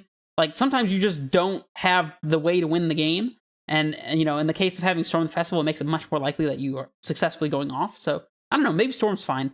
Let me know what you think down in the comments below as we jump in here for match 4 on the draw. We have a double Amulet hand, finally. Don't have a payoff, but I have faith that we will top deck it. We're snap keeping this one. This is going to be the perfect game for showcasing Storm the Festival. The card we want to see is Storm the Festival. Our opponent mulls to 6. They have no clue what's about to happen to them. They're gonna get turn 2 comboed if we draw exactly like Grazer plus threat or like Azusa plus threat. No, this is the worst timeline for our double Amulet hand. Come on. The upside is we're probably playing against Coffers, so we can Beseiju to interact. So having Beseiju is probably good, but yeah, this is rough. I do take Amulet, which is the correct choice. We'll play Forest Amulet Pass. Yeah, it's going to save this Saga, again, for making token value. That's going to be part of our possible long game strat if we don't top deck threats. So very important to know when to sandbag Saga in this deck, I think. Although arguably against Death and Taxes in the last round, I sandbagged Saga for too long. So obviously even I don't know exactly what's good. There is Profane Tutor, so we are definitely playing against Coffers. The 2 spike decks facing against each other. Another bounce land doesn't really do too much. We'll just play our Saga and pass here. Very slow, patient game. Our opponent plays an Urborg, we'll kill it. Actually, maybe it's better to just wait for the Coffers, because they'll get to the mana eventually, especially with how slow our hand is right now. Mystifying Maze. For exile target attacking creature an opponent controls at the beginning of the end step, return it. Okay, that's a wild one. Kind of cool. Isn't there another card that's like Labyrinth of Scophos that's like this, but like better? I've looked at this type of effect as a land for Amulettitan. Another Amulet is very good. I wish there was a land we could search for here that would give us a way to combo off. Like, you know, because we could always map for T-West in the normal Amulet strategies, but here it's not a thing we can do. We'll play Crumbling Vestige and be able to play our Amulet and still hold up Saga activation, which is where we want to be. Or I guess we could potentially Beseiju if we wanted to. Our opponent's going to crack map here on end step. Yep. And they reveal Coffers with the map. It's all the way over here. Oh, they have a cool Cabal Coffers, though. I haven't seen this printing. That's nice. They're casting Profane Tutor. Sure. we don't get to see what they get off Profane Tutor. Not one that we're allowed to be privy to. The fact that we can just make a little tiny board to pressure a 4-mana Karn is actually pretty nice here. Pressuring Karn is definitely important. They play a Blast Zone, are you kidding me? Well, I suspect that's what they got off the Profane Tutor. That's all I can say. We'll make our construct here and, just untap. We can play Timeless Lotus this upcoming turn, and since we're going to be on 1 amulet time frames here, we'll probably just have to go ahead and do that. Unless we want to make another construct. Actually, with another Saga as a draw, maybe we can just safely play Lotus. Screw it. I'm just going to take my time. Just make another construct, play another Saga, get our amulet, play the slow game. Ooh, this is our last amulet. All 3 other amulets are gone. I forgot they thought seized one earlier. Huh. This might be difficult. We can map for Mycosynth Gardens, potentially. They have coffers. I wonder if they have Urborg. Next turn, it's probably going to be correct to make a token and besage you their coffers, since they're probably sandbagging Urborg here. Yeah, activating coffers doesn't do anything, because you only have 2 swamps in play, so this is not a swamp. Yeah, that's not how that works.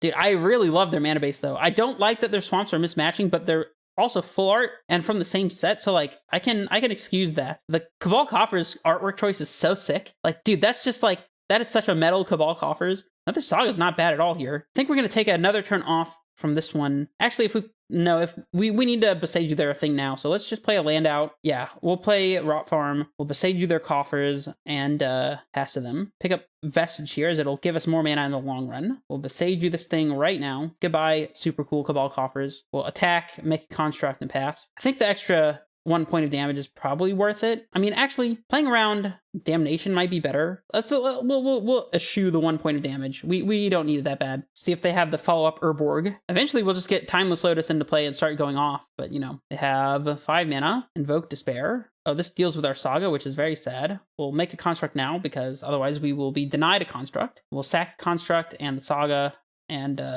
Invoke Despair is very good in this deck. Surprisingly so. They can start mystifying, mazing our tokens. Karn is so good. Dude, Karn is perfect. That was like the best top deck. And we're definitely just going to minus for coding straight away. I guess they could have March to kill Karn, but maybe for that reason we're supposed to just plus an attack with our 2 things. What else could we minus for? Like Ballista? A little far away from Cityscape Leveler being relevant. Oh, we could Stonebrain their Karns and they might not have a way to win. I think we're supposed to get Stonebrain here, actually. Then they have to find a Thoughtseize or they lose. So let's get the Stonebrain and attack them for 2 and pass. I'm just going to leave this up in case we get the chance to Karn again. Probably just minusing for coding if we get another Karn minus activation. Did you draw the thing that you need? They have to play Karn now if they have it. 6 mana. Shieldred. Yikes. 7 mana 6/6 Swamp Walk. At the beginning of your upkeep, return target creature card from your graveyard to the battlefield.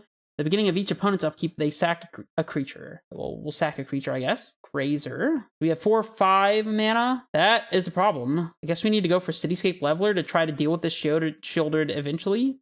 Don't think we can explosive that one. Okay, we'll minus here, get our Cityscape Leveler. Oh wait, this is... Cityscape does non-creatures, right? No, 1 target non-land permanent. Yeah, okay, so we'll get our leveler here. Play Vestige, I guess. We have 2, 3, 4, 5. We can activate Saga down to 3 and not be able to activate Stone Rain. Okay, we're definitely supposed to play out our Timeless right now. And Vestige for sure, as it's going to be the land that stays in play for next turn. Let's make a green, I suppose. Maybe we're supposed to play out Grazer as well to block the Shieldred. I don't hate that. Let's start by playing Timeless Lotus. This is 5, so we can play and activate Stone Rain and play Grazer and still be able to make a construct. So this is going to be the right play. Let's start with the Stone Rain and see what they're working with. This also lets me look at their deck and take a screenshot, which I absolutely will do.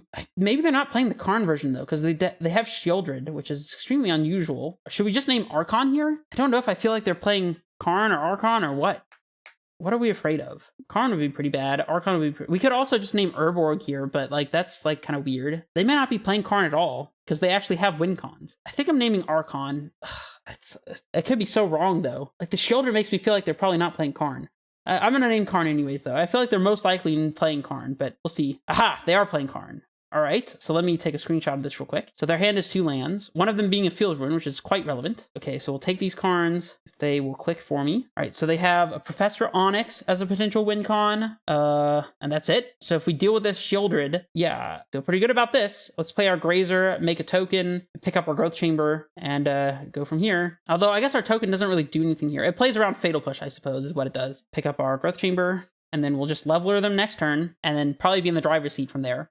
Field of Ruin. Yep. We knew about this. Oh, it did show us their hand here. That's nice. Did they draw something relevant? No, they're just fielding. Okay. My opponent drew an actual card? You mean they can't just always draw lands all the time? That's so unfortunate. Oh, they have Swamp Walk, which doesn't matter because we don't have swamps, but for a second I was scared that this meant that we couldn't block. I feel like we're going to be pretty good here. They have Swamp and Unknown. See if they have Invoke Despair or something like that as last card. They drew something, and they're floating mana. They have 5, 6, 7, 8, 9, 10 mana, so we can easily leveler them. I feel like we're still winning this game pretty easily, unless they get rid of our leveler from hand. In fact, we can leveler and then Karn Plus on the token, as if it really matters. They have March to kill our Karn. Well, that's okay. We still have leveler to just take over the game, so. Now I don't think we're even blocking, so we'll just sack the Grazer and keep our Construct token, because it actually has power and toughness. Well, power at least. Has the same toughness as Grazer, actually. 1 mana versus 0 mana. 3 power is what you get. Yep, we'll sack this Grazer. We'll leveler their Shieldred. That's definitely a statement that's been said before in Modern. I'm sure of it. 5, 6, 7, 8. Bang. 1 Cityscape leveler. I would like to target Shieldred. And let's pop this back here. Okay. We can work with this. Let's play Simic to work on our Golos color pairings here. And we'll pick up Crumbling Vestige. Good old Vestige, huh? We win the game. Yes, that's what I love to see. Because even if we get to attack, we get the leveler trigger. That is awesome. All right, Veil of Summer is going to be very good against our mono black opponent, I would think. Besage is great against them. We can trim Azusa's because they die to removal. Storm seems fantastic against them. Timeless Lotus is not great because they also play Karn. Map as well. I think we trim 1 Lotus and 1 map and then call it a day. That was very convincing, right? Got a hand. These cards do things. We'll keep this. The Synchro is interesting. Are we leading on Grazer into Saga? And then just doing Saga things and just sandbagging Amulet? We'll see. They have Thoughtseize for our Amulet, of course. No surprises there. I think we're just Grazering out Saga on one and presenting a board state. Gotta keep Karn in check, See, I was wrong in the beginning when I said this deck doesn't have a plan B. Actually, Urza Saga is the plan B, so we can tap for black thanks to Urborg. Very cool. I would like to play 1 Urza's Saga. Now, anytime we top deck a threat would be fantastic. We'll have Mycosynth Gardens and to make some constructs, and if we top deck a threat on turn 4 here, then, no, turn 3, we'll be able to just, do turn 3 things. Map. Yeah. Can't quite crack that one yet. They will have Urborg plus Coffers assembled, though, which is kind of scary. Not gonna lie. Karn is fantastic. Wish we could play that one this turn, but sadly we cannot. We'll hold this Grazer for super ramping next turn. Maybe we get to Karn into coding this upcoming turn, and then just completely lock them out from there. Maybe they just, go land, target themselves to draw 2 cards with, Sign in Blood or Night's Whisper or whatever, and then they don't crack map, and then we can just, play Karn and blow them out. Nope, they map. Of course they map. Why would they not map? That's not even facetious. Legitimately, why wouldn't they crack map there? Inquisition? I guess that takes Grazer. You got my Grazer. It's pretty unfortunate, actually. So we can make 5 mana, which would be 1 short of Karn plus coding to deactivate their coffers here. We still want to draw a ramp spell here.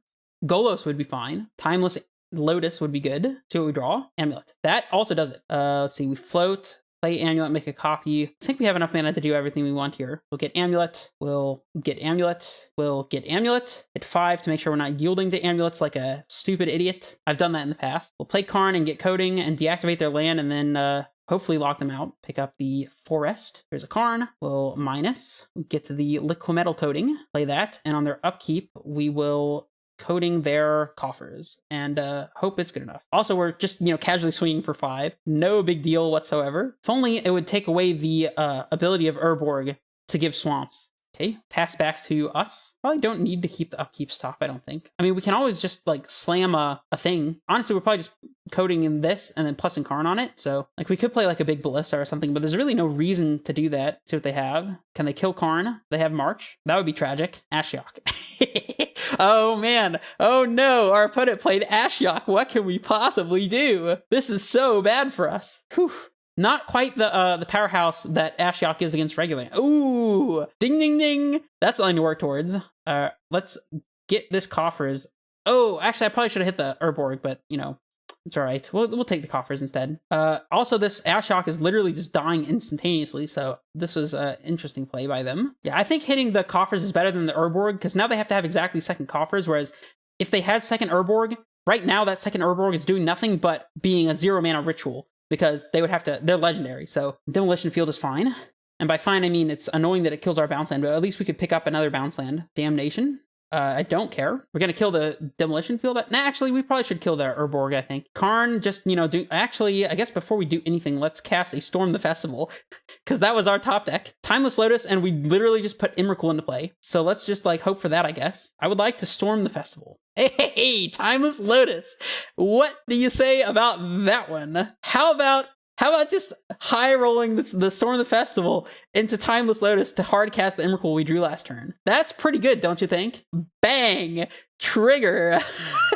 Oh my gosh. All right, well, easy 4-0. What in the world? Whew. Dude, I'm actually crying. That's fucking awesome. All right, we got to jump in for match 5 here. Can we get the 5-0? Can we do it? We have not used any of our sideboard cards at all, by the way. Actually, Boseiju. We've used Boseiju a lot, so maybe it's worth playing up to even 4 Boseiju with the extra 2 in the sideboard or something. The other sideboard cards have not mattered. Although if we play against Amulettitan or against Hammer, then our forces will matter significantly. But we'll see. I did not expect this to go this well. I really did not. And I do think that it's worth playing Karn, because Karn plus Saga gives you a backup if your Amulet plan is not working out. You can still get a Karn into play and start playing the Karn game. I think that's very important for this deck as well. So I think the lists that are moving away from Karn probably aren't doing the best service to the deck. Then again, I haven't played enough of the deck to really know for sure. It just feels like Karn's doing very powerful things. I don't know, maybe Bob49 just literally cracked the deck in half. This is it. This is for the 5-0. This is for the glory. This is for everything. Here is your reminder. If you're enjoying this content, because I am. If you're enjoying it, then subscribe, because it helps me out, and hopefully it helps you out too by giving you some delicious content to consume. So, on the play, love that. Playing as Mordekaiser. Don't know what they play. We have Amulet, Bounce Land, Stirrings to find a Karn or another Amulet to try to go off, and Loss of Ramp. I mean, we have to keep this. Got to draw a payoff, though. Very similar to the type of hands you would keep with Amulet that just, don't have a Titan. This hand just is missing a Karn, or a Golos, or a Storm Festival. We have lots of good hits here. Gonna lead on Amulet to play around discard spells if our opponent has them. Ancient Start. Oh, Force. Pitching Supreme Verdict. Are we playing against Blue-Eye Control? Dude, I do not know how to play against Blue-Eye Control with this deck. I do not. Didn't expect Force of Negation. Huh. Well, this is yet another Prismatic Ending matchup, so sandbagging Amulets against Ending as well is going to be important. Ancestral Vision. Yo? Ancestral Vision. All right, let's... Actually, do we even Stirrings here? It's probably better to just go ahead and get our lands onto the battlefield. We don't really know exactly what we're even looking for with Stirrings here. I guess we're still going to cast it, though. Kind of wanted a Saga, to be honest, but that's all right. Knowing that we don't have that, I think the highest upside land is Mycosynth, so we'll take Mycosynth and put the rest in any order. Pass it back. We ran into the counterspell matchup. Maybe our Veils will finally shine from the sideboard. Breeding Pool. Interesting. I guess this is just a splash for Leyline Binding, probably. Do we play the Lotus Field out here?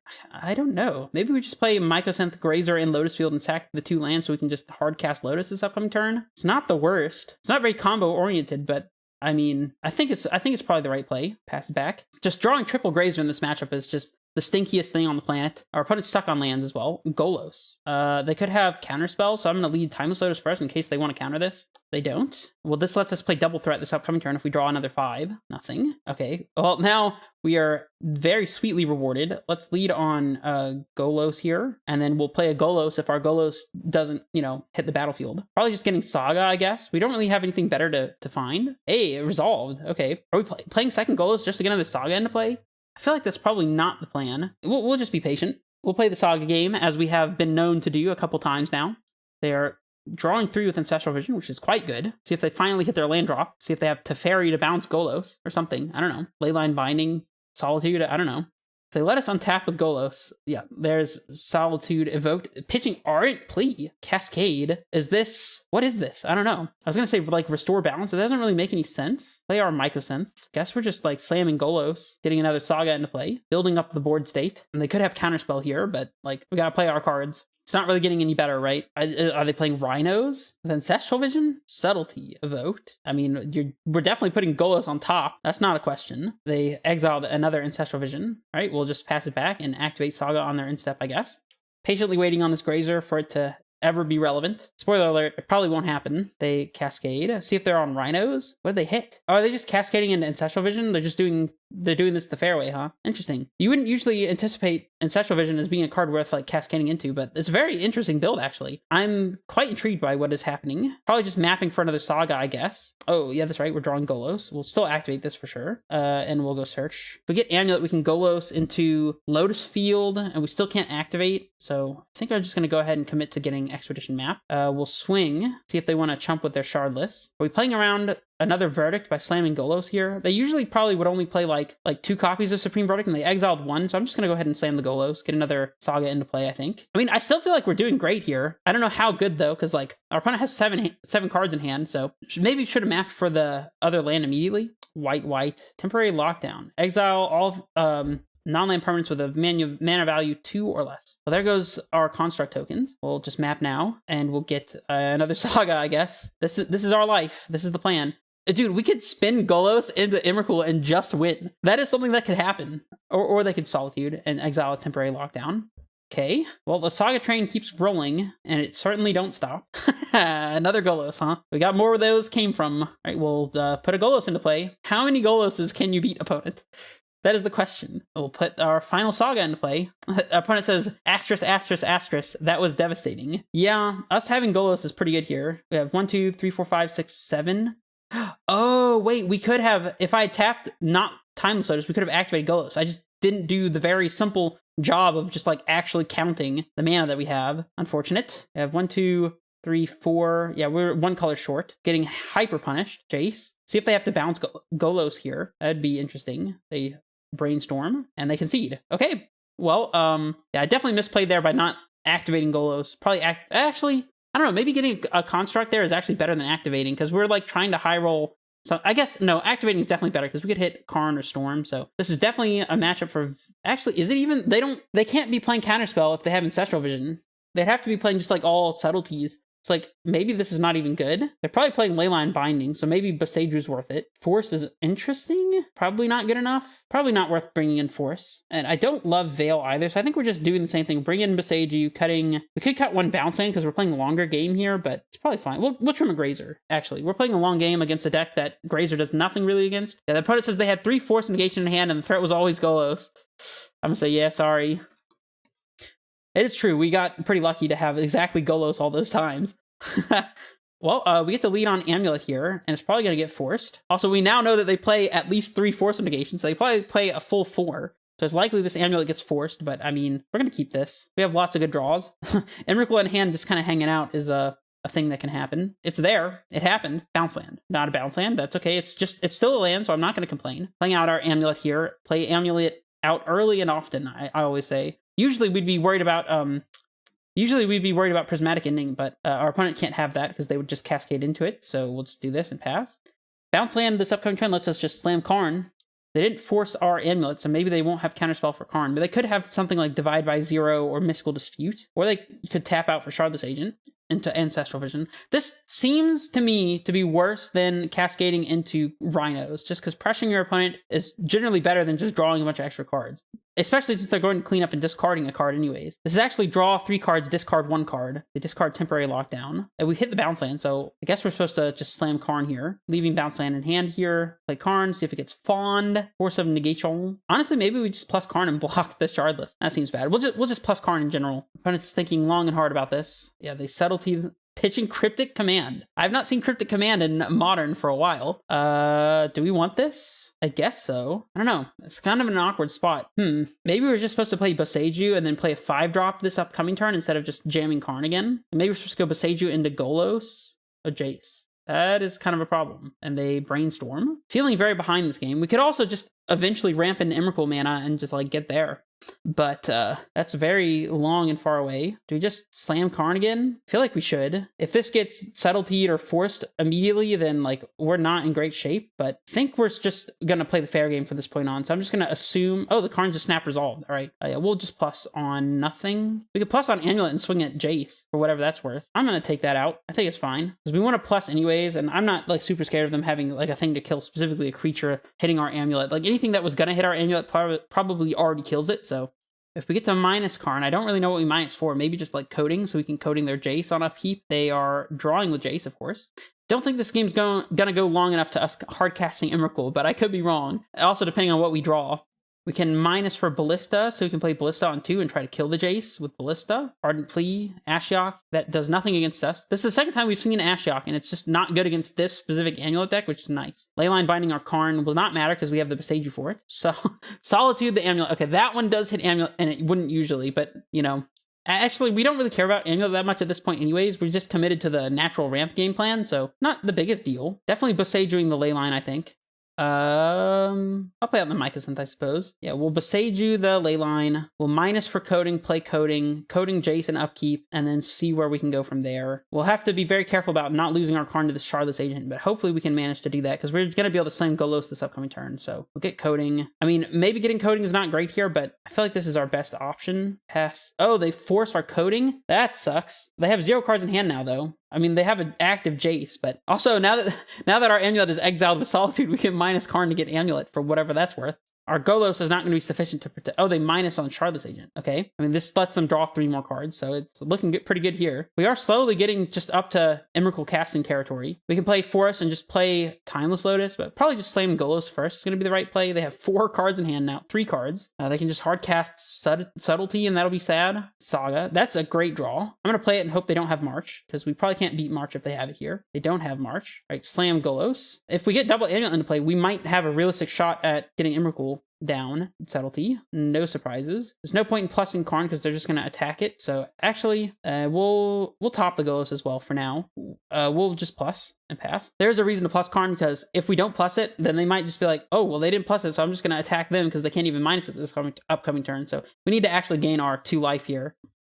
Oh, I just realized we could use a bounce land to go along with these double amulets that we're trying to set up. Ardent Plea to draw 3 more cards. Well, hopefully Emrakul will beat however many cards it is they end up drawing here. No guarantees, because they already used 2 Solitudes. They have Leyline Binding for Emrakul as well, so it's definitely not straightforward at all. We're very far behind, that's for certain. We can't search, actually, with the Saga against the Ashiok as well, so we'll play our land. I guess we're just supposed to storm the festival then and hope they don't have Force. It's not getting better, so they'll just draw more cards and like Jace all the time. Okay, they didn't have it, so we'll go Golos, bounce land to pick up Saga, I guess. Lotus Field doesn't fix us for Golos mana, so we'll just do this. Just extend our Saga's lifetime here. Not allowed to search. Strictly prohibited. We're at 7 mana. It's pretty far away from Emrakul. Pretty far away. They have Leyline Binding or something. I don't know. Solitude, that's fine. Yeah, I think we're losing this game pretty handily. Is it worth continuing to play it out? I don't think so. Feeling pretty locked out here. I mean, we could potentially just go like Timeless Lotus, it resolves into Emrakul and win, so I'm not going to concede just yet, but we're very, very close to that point. Super cool deck that our opponent has built here, by the way. Blue-white, Cascade into Ancestral Vision is the plan. Oh, I guess it's technically Bant because of Shardless Agent, but you know, green seems like it's more of a splash here. They just never ever run out of cards. Very cool. I mean, not cool for me. I'm just saying like it's a cool deck concept, but like obviously I'm not enjoying this. I'm kidding. I kind of am. We're milling us out at the same time. Amulet. Okay, well, this lets us go Timeless Lotus into Golos, perhaps. We can make a copy here and then play Saga. We'll play Saga here, see what happens. Then we can play Timeless Lotus into Golos with 5 up. See if they have a Leyline Binding for our Amulet. They do. No surprises here. Still going to play out our Timeless Lotus anyways, I think. Let that go. Play Timeless Lotus, I guess. They probably won't counter this because they're not going to anticipate us just having Emrakul in hand, right? Even then, like, we attack with Emrakul, they just sacrifice, like, Ashiok, Ardent Plea, land, or something like that, and we still just die, right? 3, 6, 7, 8, 9, 10. Oh, this is lethal on board anyways. That's all good. Okay, well, that happened. Oh, you know what I didn't realize? We could just minus for Chalice on 0, and that deals with all their stupid Ancestral Visions. Maybe that would have been a line. We're gonna run it back. Veil of Summer, I don't believe does anything. Yeah, because Subtlety, I guess Veil of Summer helps against Force, but it does not help against Subtlety. Like, hit or miss. Will be on the play. This is last game for the 5-0, and this is a good hand, so we'll keep it. Probably leading on Amulet here in case we high roll an Amulet off the top, and then we can Stirrings to see if we hit like a Saga or something that we can play. Suspend Ancestral Vision. So this is 3, 4, 5 into Golos. We can play a turn 2 Golos here. How do we feel about turn 2 Golos? I mean, pretty good, I guess. Like, there's no reason we wouldn't do that, right? I mean, we use all of our resources though, so I guess that's kind of a reason, but if they have Solitude here, then we'll get God, I guess. Playing Azusa first so that we don't waste the Grazer if it's not doing anything relevant here. They conceded? No way! Dude, we got the 5-0! Oh my goodness! Dude, whew, we destroyed it with this Storm the Festival Amulet deck. That is super fun. And I will say, having seen Spike play it, I'm not saying that Spike plays bad at all. I think Spike is a great player. But there are little intricacies about leaving lands in play at the right times and sequencing spells and knowing when to abandon the Amulet plan that really come with experience with playing Amulet. Again, I am not in any way saying that I'm a better pilot with this type of deck than Spike is. That is not what I'm trying to say. If you're an Amulet buff like me or Mistaken or any of the other Amulet gurus out there, maybe you can make a little bit of additional play in this deck. I personally think the Storm Festival build is probably superior. I still would want to test with the Invasion of Alara version, so if that's something that you want to see, then leave it in the comments below. But thank you to whoever it was that suggested that I play this deck. I'm going to put your comment up on the screen down there if I can. And yeah, this deck was great. I do feel like the Veil of Summers are kind of a miss out of the sideboard. I think they would mainly be good against a Murktide, because Spell Pierce is a problem against Murktide, and Counterspell is a problem against Murktide, so maybe it's still worth it to have Veil of Summer specifically. But I don't know. Weird stuff. The sideboard, I think, is definitely the hardest part of this deck to hammer out. Other than, like, whether you're approaching it with Storm the Festival, or Escape the Wilds, or the Alara package, all of those things are worth testing, but they're ultimately very similar. I would be surprised if Storm the Festival is not the way to go, though, even though it can be clunky at times. The sideboard is absolutely a mess. The sideboard is the place where the deck needs the most work, because I think it is important to have sideboard cards, but figuring out exactly what they should be and in what combination, you know. We saw the power of the couple of Vestiges that we're playing as well. A couple times we were able to pick up Vestige and still have enough mana to do things in the following turns. So, man, what a blast of a deck to play. Thank you for suggesting it, and I don't really have much else to say. That was super fun, and if you guys want to see me play this deck again, then let me know in the comments. Thank you to Spike for building the deck, and thank you to Bob for helping to innovate on the deck, and I'll see you guys in the next video. This is Red Face Minutes, signing off.